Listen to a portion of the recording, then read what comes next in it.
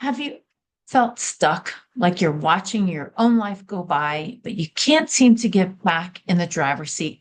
Maybe your career feels like a dead end, or you're just going through the motions. Here's what no one tells you: feeling stuck isn't a failure, it's feedback. It's not the end, it's the friction that sparks the beginning of something new. So if you've been feeling off the track, uncertain, or like your best years are behind you, stick around because today we're going to walk you through why stuckness might be the signal that your breakthrough is closer than you think.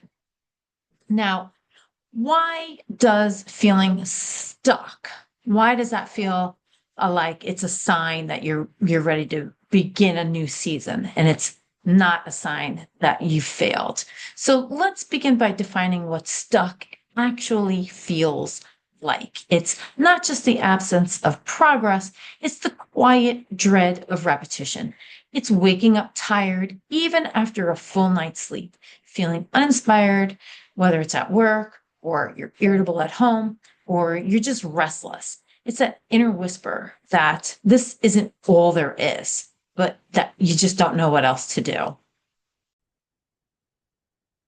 Here's what I want you to hear: that discomfort, it's not a dead end, it's a doorway. So, discomfort can be a catalyst. In my coaching practice, we often say that friction is fuel. When you feel stuck, it means your current way of living is rubbing up against the woman you're meant to become. The tension exists because you're evolving.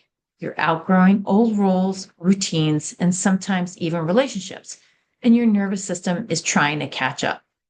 Let me share a really quick story. A client of mine, we'll call her Diane, came to me saying she felt like she was sleepwalking through her days. She had what other people might think is a good job. She had good income, but every Sunday night, her anxiety would spike and she'd cry in the shower the next morning, not from burnout, but from numbness. We can use that discomfort as a flashlight. It can point us to the areas in our lives that were no longer in alignment. In Diane's case, within months, she had taken a sabbatical. She reconnected with her creative life and pivoted into a purpose led consulting practice. That stuckness was her first signpost. Now, Stanford psychologist Carol Dweck famously showed through her study on mindset that people with a growth mindset believe that their intelligence and abilities can be developed and improved upon through dedication, effort, and learning. They see challenges as opportunities for growth. They embrace effort as a path to mastery. They persist in the face of setbacks and find inspiration in the success of others. They view failure not as a sign of inadequacy, but as a chance to learn and improve. If you recognize that you feel stuck, you're already halfway there. Your awareness is the proof that something inside of you is waking up and looking for more. So just take a moment and reflect. Parts of your life feel stale, repetitive, or unfulfilling. What decisions might you be avoiding? What might your discomfort be trying to tell you? Remember, this discomfort is not the enemy. It's the first signal that you're ready for more. Now, often the first sign you're ready to evolve is when what used to work doesn't anymore. Maybe you've always been the fixer or the caregiver or the one who pushes through, but now those patterns leave you drained instead of fulfilled. That's not a character flaw. That's an identity shift in progress. Here's an analogy. It's like being in a cocoon. The outside, it looks dormant, but inside, the caterpillar is literally breaking down its entire form before transforming into a butterfly. It's messy, it's uncertain, it could be quiet, but very powerful.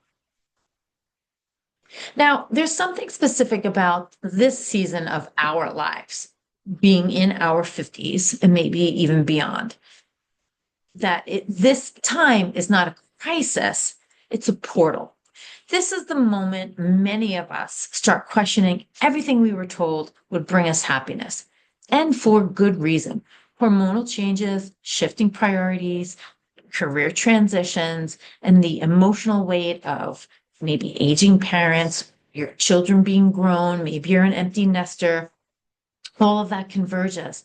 But that's not a collapse, it's a clearing. When we feel stuck in midlife, it often means we've shed the outdated definitions of success, maybe even definitions of beauty and worth. And that clearing, it's sacred. It makes space for something more honest and aligned to emerge. So if you feel lost, numb, or invisible, remember you're just becoming. This isn't the end of the story. This is the breath before you turn the page. So like I said, if you've been feeling unmoored, like the ground beneath you is shifting and you're not sure where to step next, you may be in what psychologists call a liminal space. The word liminal comes from the Latin root limen, meaning threshold. It refers to the transitional space between one thing and another. It's a sacred pause between who you were and who you're becoming. You're no longer the past version of yourself, but you haven't fully stepped into the next iteration yet. It's still foggy, and it can be still wildly uncomfortable. But here's what makes it powerful. It's in these foggy spaces that deep transformation takes root. I often describe the stage to clients as standing in a hallway after you've closed one door, but before you've opened the next. You're in between, and that can feel destabilizing. It's also where you get to write the next chapter with more agency and awareness than ever before. Now let's talk science for a moment. If you're a woman over 50, like I am, you're likely experiencing hormonal changes that can amplify this liminal state. Estrogen, progesterone, and even testosterone fluctuations during perimenopause and menopause affect more than just your body. They change your brain chemistry. They shift how you experience memory, energy, confidence, and desire. So what does that mean? Your desires may change. Your tolerance for things that don't align with your values drops. Your body starts whispering or maybe even screaming, like mine is, for a different kind of life. This isn't regression, it's reorientation. When I hit menopause, I thought I was losing my edge, but what I really was losing was a version of myself that had been over functioning and people pleasing for decades. Actually, I'm still going through that process. So it's almost like you continue on with this work. The version that confused performance with purpose. It's like I've had that realization, and now I'm aware of it. But even more painfully, what I've experienced or I've come to acknowledge is that there was a version of myself that didn't even believe in my own worth. And let me be real. What took an even deeper toll was not just being overproductive. It was the years of not believing that my gifts, talents, and character strengths mattered. I didn't value them. And therefore, I was thinking that if I worked harder, I would get what I thought would make me happy, like a rewarding career and financial security.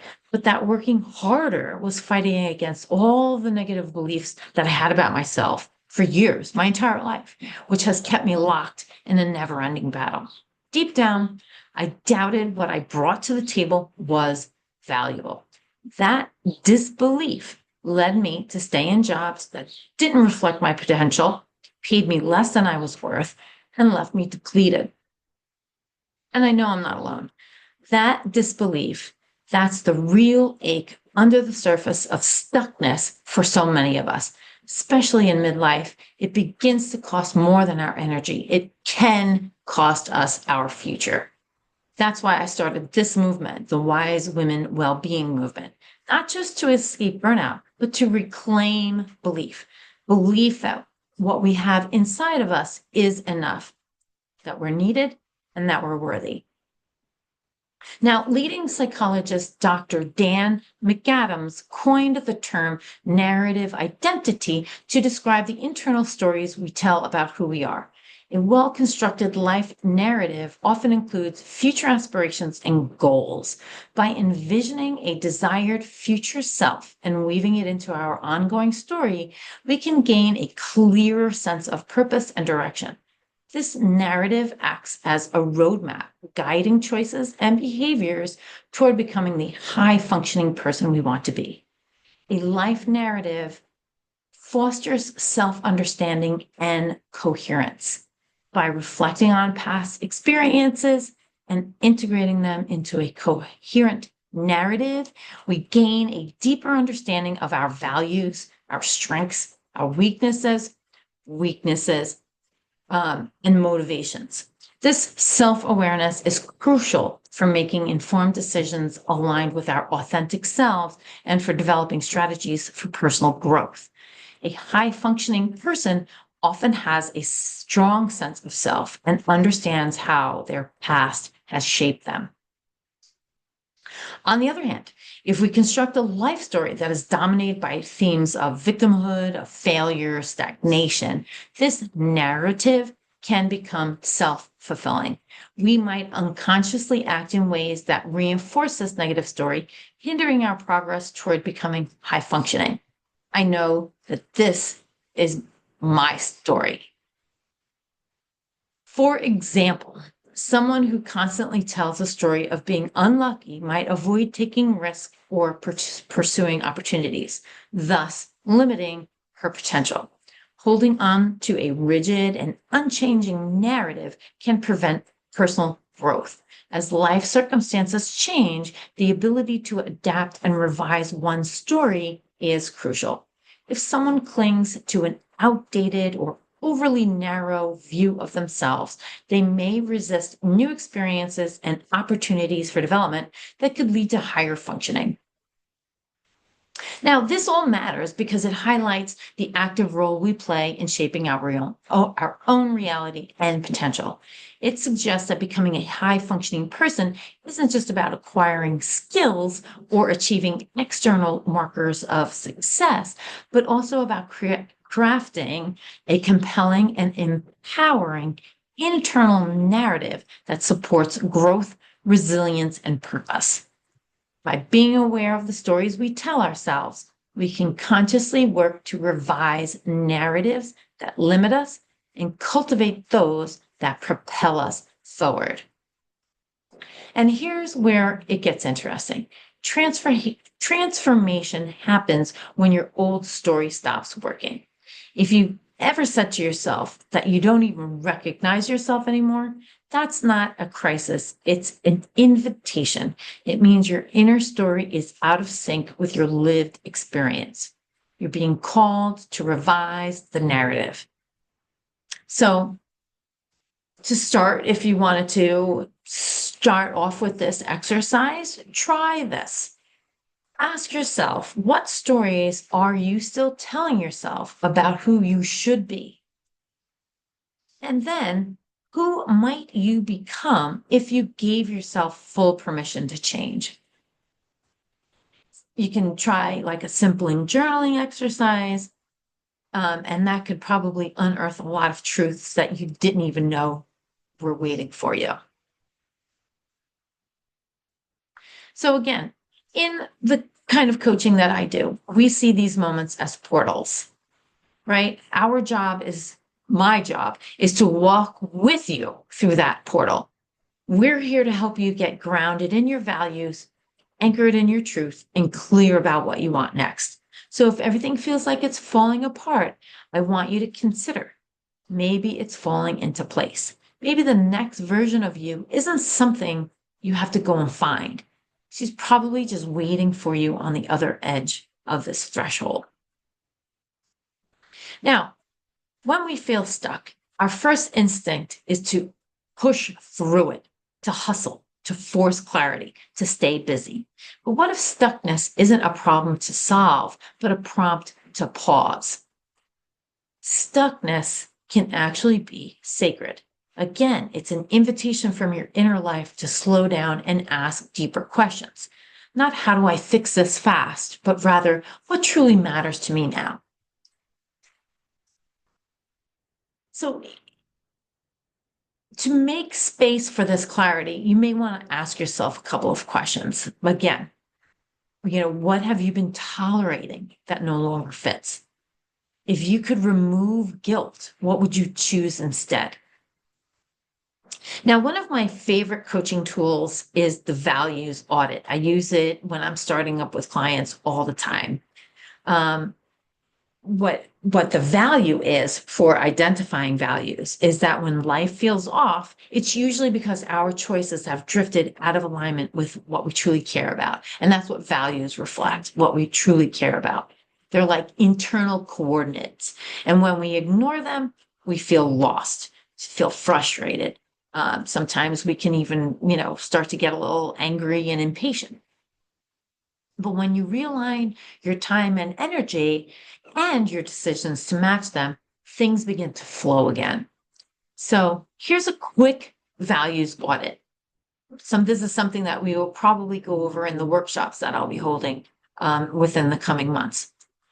Write down 5 values that feel essential to who you are, such as creativity, freedom, integrity, nature, honesty. Then reflect. How well are those values being honored in your daily life?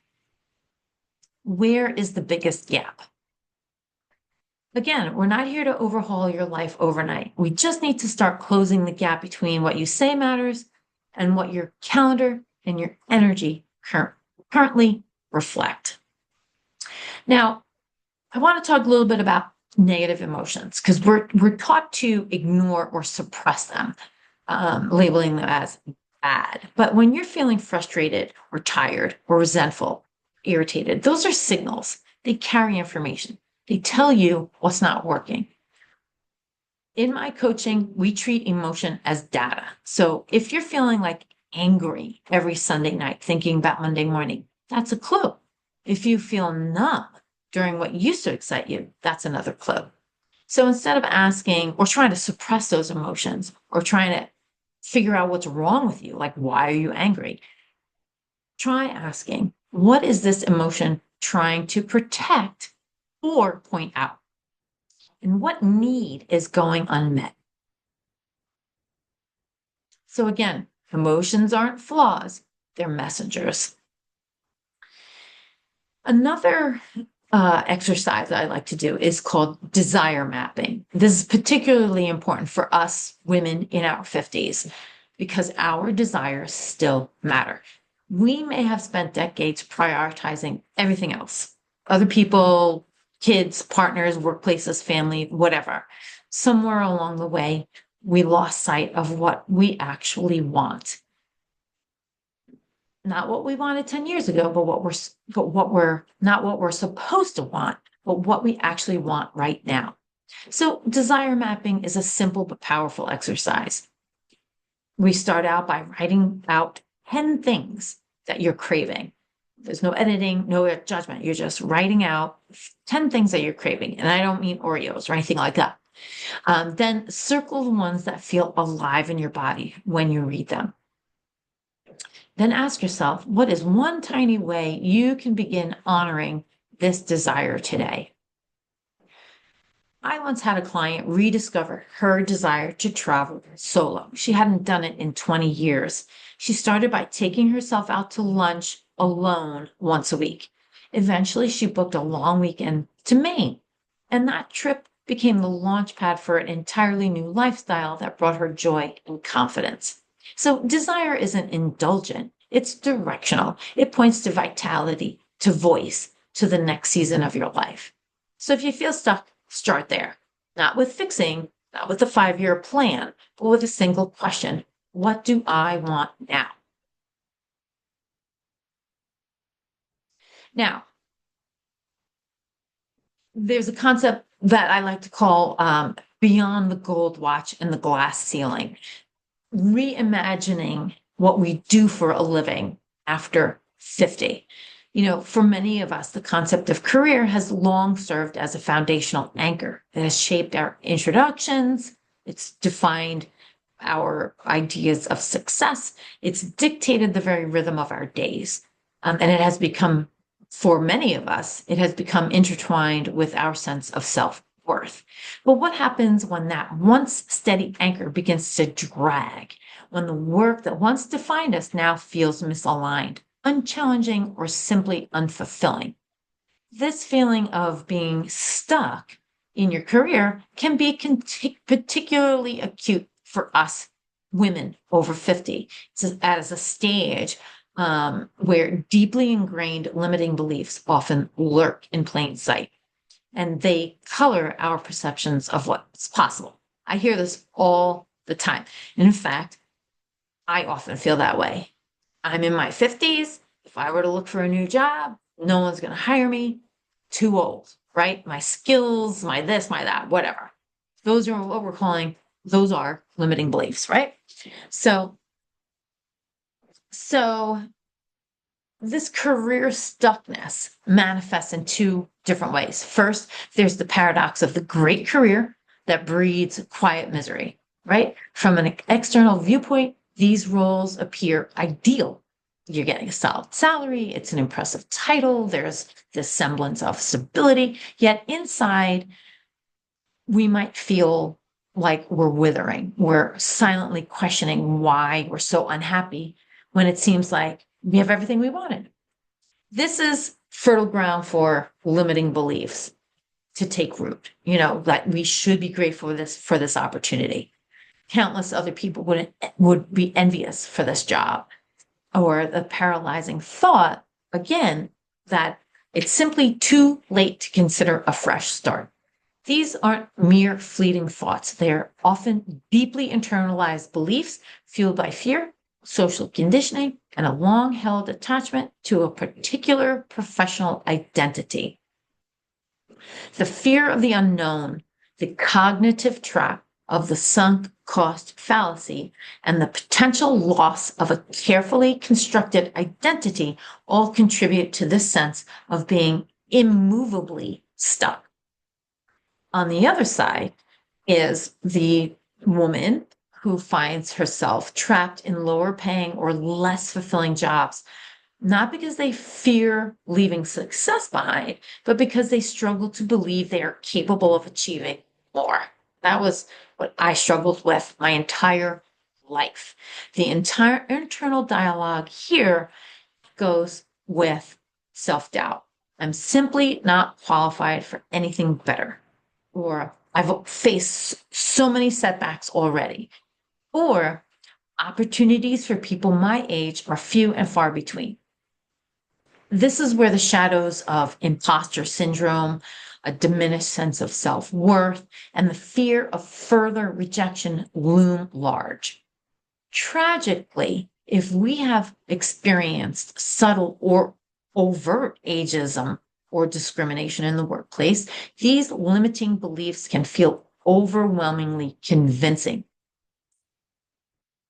As psychological research, such as the self-efficacy theory and the social cognitive career theory highlights, when our belief in our capabilities wanes, our inclination to even try for something better diminishes, effectively creating a self-imposed glass ceiling. It's crucial to recognize that career dissatisfaction shouldn't be internalized as a personal failing. As we navigate this time of our lives, a profound revolution often occurs within us. We gain the wisdom to discern that our resume is a record of past achievements, perhaps, but it doesn't define the entirety of who we are. We begin to understand that our inherent value extends far beyond a job title or a salary figure, or even a performance review. One of my clients, a vice president in a well-regarded organization, felt like she was suffocating despite her external success. Her struggle wasn't rooted in a lack of achievement, but in outgrowing a version of herself that once equated worth solely with professional accolades. Her path forward wasn't about climbing an ever higher ladder, but about reconnecting with a deeper sense of her own essence. This resonates with Dr. Susan David, a Harvard medical school psychologist who speaks of emotional agility, the capacity to navigate our thoughts and feelings with flexibility, allowing us to respond optimally to life circumstances, including our evolving self-concepts within our careers. So therefore, consider this. What is the most significant and fulfilling work you are capable of if it's not a chapter already written, as if it was, but as if it was a potential waiting to be expressed in an entirely new way? The ingrained notion that we must remain tethered to a single field, or role, or a professional structure for our entire working lives that's gone by the byway.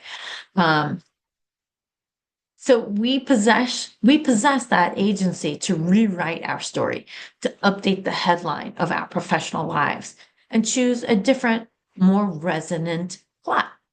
Staying in a role that diminishes your spirit simply because it wants to find you is not an act of loyalty to ourselves, but a disservice. So when you're reevaluating your career identity, a shift occurs, a shift in perspective involving moving away from a rigid focus and instead exploring your core values. Instead of asking what job should I pursue, consider what kind of experience do I truly desire in my work and professional life. When you identify that, those fundamental values can manifest across a multitude of roles and industries, not solely within the confines of your current profession. So remember this. You don't have to detonate your current life to instigate meaningful change. Reinvention rarely demands dramatic upheaval. Often it begins as a quiet whisper, a stirring of curiosity, a gentle tug in a new direction. It might be a pivot, right? Involving taking on a small freelance project that ignites your passions, enrolling in a class or training that sparks your interest, or simply saying no to a draining commitment to create space for something more energizing. And these initial steps can pave the way for a more significant career transition down the line. The journey, however, begins with acknowledging the fundamental truth that your identity is evolving, your desires are shifting, and your career deserves the freedom to evolve alongside of you. Okay, so now when we're talking about action plans, right, that's the first thing that we all turn to is like, okay, I'm going to make a change. Now I need to make a plan. Sometimes, like, especially now, if you're feeling stuck, the last thing you really want is someone handing you a 10-step plan. Now, we do have a lead magnet that is actually 10 questions. It's a 10 reflection questions that can be interpreted as steps, but they're more reflection questions. So we regard that as a flashlight. It's not a plan, it's a flashlight. This particular tool helps cut through the fog and then brings you back to yourself. So just to kind of give you a quick insight into what that lead magnet entails, I'm just going to give you 4 questions. And again, these aren't magic spells, but they are what I like to call spark starters. Each one is a gentle invitation to tune in and reclaim your direction with curiosity and not by force. Okay, so try question number 1. What is no longer working? This is where awareness begins. Not everything in your life is broken, but some things may be out of sync with who you've become. So just ask yourself, what are you clinging to out of habit, not alignment? Where do you feel most drained or resentful? Question number 2, what do I miss that used to bring me joy? There's usually a breadcrumb trail to your spark, and it starts with something you loved that you put on the shelf for whatever reason. This isn't about going back in time. It's about reclaiming what's still alive within you. Try writing a list called Things I Secretly Missed, and you might be surprised what actually shows up. Question number 3. If I had no fear or limitation, what would I pursue? Let yourself dream in this one. Drop the how, drop the timeline. What rises up when nothing is off limits? Now, this prompt is about bypassing your inner critic and accessing your inner compass.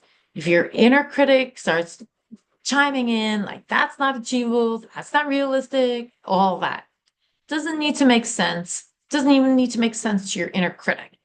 It just needs to feel true to you. It has to spark your desire. 4th question. What is one small decision that you can make today that honors the woman that you're becoming? Again, maybe it's signing up for that class, saying no to something that's out of alignment, taking a walk without your phone. It doesn't matter how big or small this decision is, but the intention behind it is important. It just reminds you, you don't have to leap, you don't have to have a plan, you just have to move. Now, again, you don't have to try to solve everything in one day. Just start with noticing. When I hold my spiritual circles, noticing is the key skill that I lead all of my students through. Noticing leads to awareness. Awareness leads to clarity. Clarity leads to change. Okay? So if any of those questions that I just gave to you stirred something within you, I invite you to pause this video right now and write 1 or 2 down, or rewind it and ask, revisit those questions. Feel free to drop what you're experiencing in the comments below. Let this channel, let this space be a place for reflection and connection so that you're not alone in this. So when you think about what we just discussed, maybe you're realizing you're not as stuck as you thought. Maybe you're standing at a powerful threshold. You're just on the verge. And that friction you feel, that's your spark coming back to life. And if you're ready to take that first step, like I mentioned before, we have a journaling checklist. We call it the No Regrets checklist. It's 10 steps to start living fully after 50. It is free, and it's going to help you map your next chapter with intention, courage, and heart.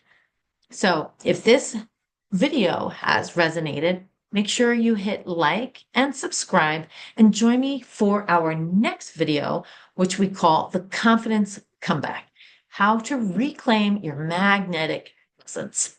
And we'll talk about how to feel seen, how to be vibrant and self-assured again, even if it's been a while. So let's keep the momentum going, and I will see you over there.